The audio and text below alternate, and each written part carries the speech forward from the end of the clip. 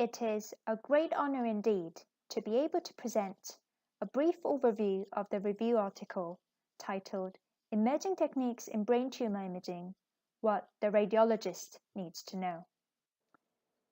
Use of advanced MR imaging techniques such as diffusion-weighted imaging and perfusion are rapidly expanding in neuro-oncology, mainly for diagnosing brain tumor, guiding surgical procedure, and monitoring treatment response.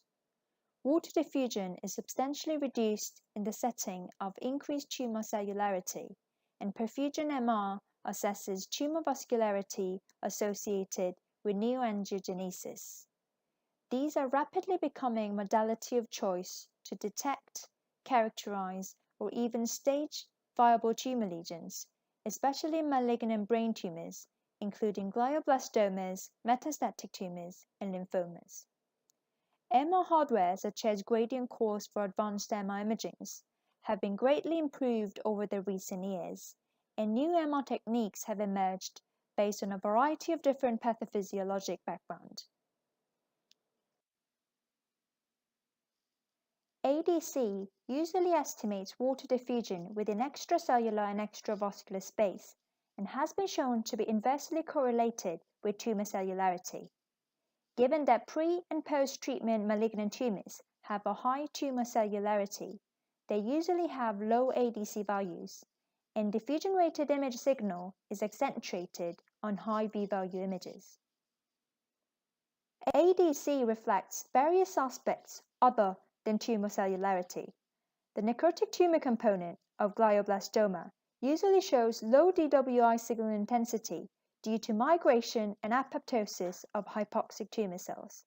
However, the tumor necrosis can also show high DWI signal intensity due to tumor coagulation necrosis or ischemia associated with vascular occlusion by tumor cells.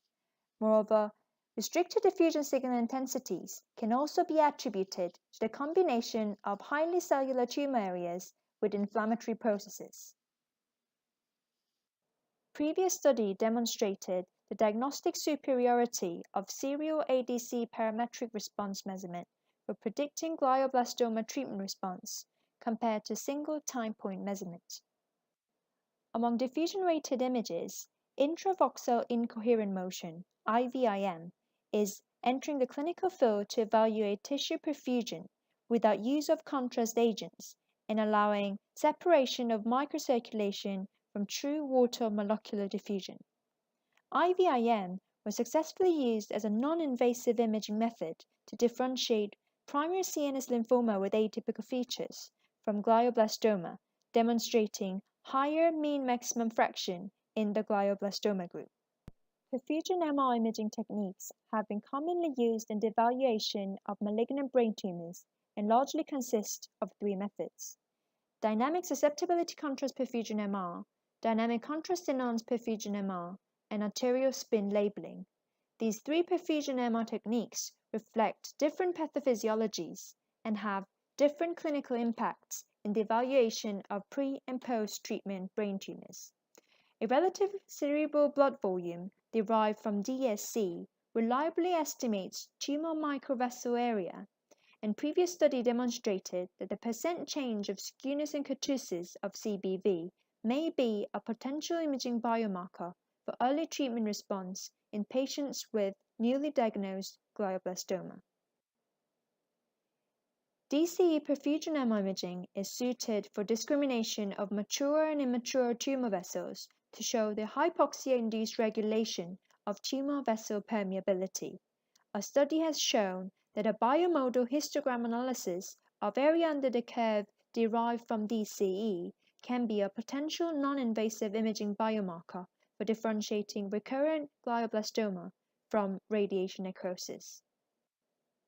A cerebral blood flow obtained from arterial spin labeling may be useful in the prediction of tumor vascular normalization, especially following anti-angiogenic treatments.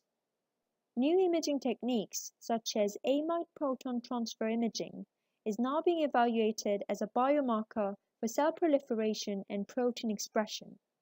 Previous studies showed that histogram analysis of APT imaging increase the diagnostic accuracy of perfusion MR in identifying contrast-enhancing low-grade tumor that mimics high-grade tumor. Many currently available advanced imaging techniques may be implemented optimally to solve the diagnostic challenges with conventional MR imaging, hence the added value of multiparametric imaging. These are the subheadings of the article. Many thanks for your attention and hope you find the article both informative and interesting.